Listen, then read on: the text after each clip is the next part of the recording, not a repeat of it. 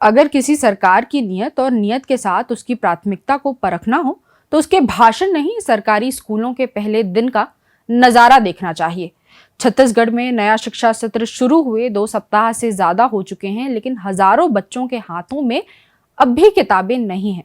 Dress का इंतजार अलग है। ये कोई प्राकृतिक आपदा नहीं, बल्कि सरकारी नाकामी का साल दर साल दोहराया जाने वाला दस्तावेज है। सबसे बड़ा सवाल ये है कि जब शिक्षा सत्र की तारीख हर साल तय रहती है, तब आखिर ऐसी कौन सी मजबूरी आ जाती है कि सरकार समय पर किताबें तक नहीं पहुंचा पाती, या फिर सरकारी स्कूलों में पढ़ने वाले गरीब बच्चों की चिंता सत्ता के लिए केवल भाषणों और बजट भाषणों तक ही सीमित है।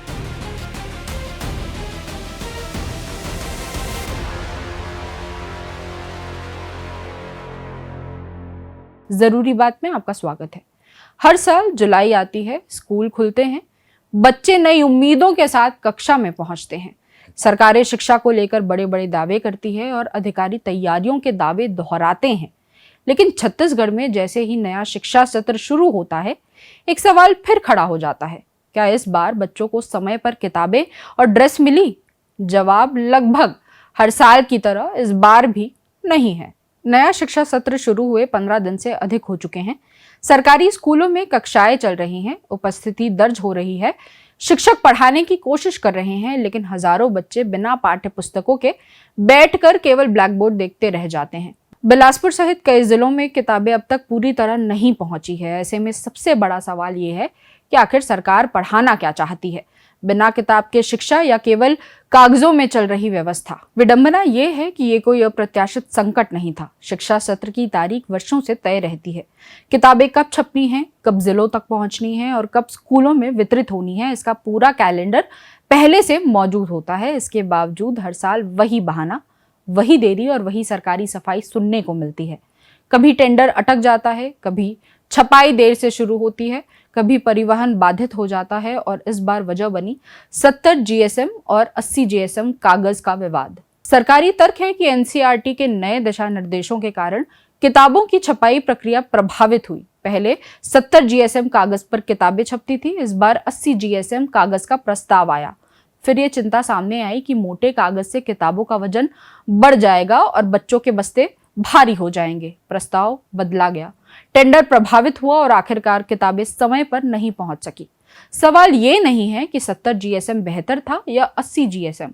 सवाल ये है कि क्या इन मुद्दों पर फैसला स्कूल खुलने से पहले नहीं हो सकता था? क्या सरकार को ये जानकारी जून के आखिरी सप्ताह में मिली कि नया सत्र शुरू होने वाला है? अगर नीति निर्धारण और प्रशासनिक निर्णयों का समय इतना खराब होगा तो नुकसान हमेशा बच्चों का ही होगा। सरकार के पास हर बार एक तकनीकी कारण होता है, लेकिन अभिभावकों के पास केवल चिंता होती है।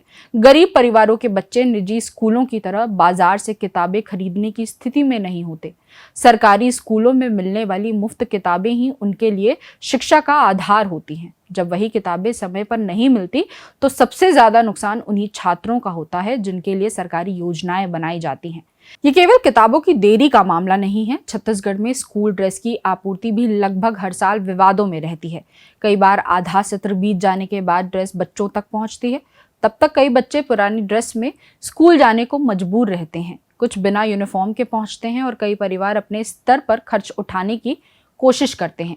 यानी जिस योजना का उद्देश्य आर्थिक रूप से कमजोर परिवारों को राहत देना था, वह अपनी देरी के कारण केवल सरकारी उपलब्धि का आंकड़ा बनकर रह जाती है। ये स्थिति इसलिए अधिक गंभीर है क्योंकि शिक्षा केवल भवन, शिक्षक और योजनाओं से नहीं चलती। किताबें शिक्षा की सबसे बुनियादी आवश्यकता है। बिना किताब के पढ़ाई उसी तरह है जैसे बिना दवा के अस्पताल या बिना बीज के खेती। शिक्षक चाहे जितनी मेहनत कर लें, लेकिन पाठ्य सामग्री के बिना गुणवत्तापूर्ण शिक्षा की कल्पना नहीं की जा सकती।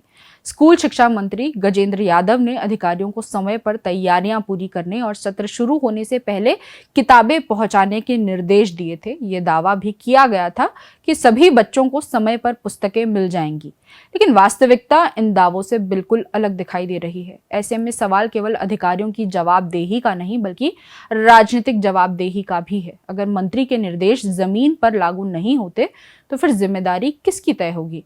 शिक्षा विभाग और पाठ्यपुस्तक निगम के बीच समन्वय की कमी भी बार बार सामने आती रही है। टेंडर प्रक्रिया में देरी, प्रशासनिक मंजूरी, तकनीकी आपत्तियां और आपूर्ति श्रृंखला की कमजोर योजना हर साल सामने आती है। ये बताता है कि समस्या आकस्मिक नहीं बल्कि संरचनात्मक है। अगर एक की गलती लगातार कई वर्षों तक दोहराई जा रही है तो इसे भूल नहीं बल्कि प्रशासनिक विफलता माना जाएगा। राष्ट्रीय शिक्षा नीति और गुणवत्तापूर्ण शिक्षा की बात करने वाली सरकारों के लिए यह स्थिति असहज करने वाली है। डिजिटल शिक्षा, स्मार्ट क्लास और आधुनिक तकनीक की बातें तब खोखली लगती हैं जब बच्चे मूलभूत पाठ्य पुस्तक के लिए इंतजार कर रहे हों। जिस राज्य में किताबें समय पर नहीं पहुंच पा रही हों, वहां शिक्षा सुधार के बड़े दावों की विश्वसनीयता स्वतः सवालों के घेरे में आ जाती है। सरकारें अक्सर शिक्षा के बजट, नए स्कूलों, भर्ती और योजनाओं के आंकड़े पेश करती हैं, लेकिन जनता के लिए सबसे बड़ा आंकड़ा ये होता है कि स्कूल खुलने के पहले दिन कितने बच्चों के हाथ में किताब थी। यदि इस सरल सवाल का संतोषजनक जवाब सरकार नहीं दे पा रही तो बाकी उपलब्धियां भी फीकी पड़ जाती हैं। ये भी याद रखना होगा कि शिक्षा में हुई देरी की भरपाई बाद में नहीं होती। अगर जुलाई का महीना बिना किताब के निकल गया तो अगस्त में 2 किताबें बांट देने से वह नुकसान पूरा नहीं हो जाता। शुरुआती कक्षाओं के बच्चों के लिए हर सप्ताह महत्वपूर्ण होता है। उनकी सीखने की गति प्रभावित होती है, शिक्षक का पाठ्यक्रम पीछे छूटता है और पूरे सत्र पर उसका असर दिखाई देता है। सबसे चिंताजनक बात यह है कि ये समस्या किसी एक सरकार तक सीमित नहीं रही। सत्ता बदलती रही, मंत्री बदलते रहे, अधिकारी बदलते रहे, लेकिन सरकारी स्कूलों तक समय पर किताबें और ड्रेस पहुंचाने की व्यवस्था नहीं बदल सकी। इसका मतलब साफ है कि व्यवस्था में सुधार की राजनीतिक इच्छा शक्ति अभी भी पर्याप्त नहीं है। सरकार को ये समझना होगा कि किताबें कोई चुनावी घोषणा नहीं है जिन्हें सुविधा अनुसार लागू किया जाए।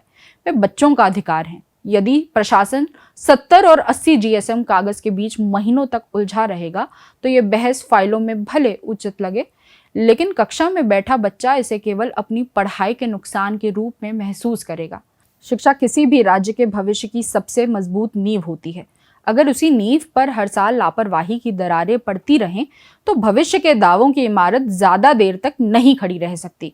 सरकार को बहानों से आगे बढ़कर जवाबदेही तय करनी होगी, समयबद्ध आपूर्ति प्रणाली बनानी होगी और ये सुनिश्चित करना होगा कि अगले सत्र में ये सवाल फिर न उठे, क्योंकि हर बीतते वर्ष के साथ ये केवल किताबों की देरी नहीं रह जाती बल्कि बच्चों के भविष्य के साथ होता हुआ एक व्यवस्थित अन्याय बन जाती है। जरूरी बात में फिर किसी बात पर होगी बात।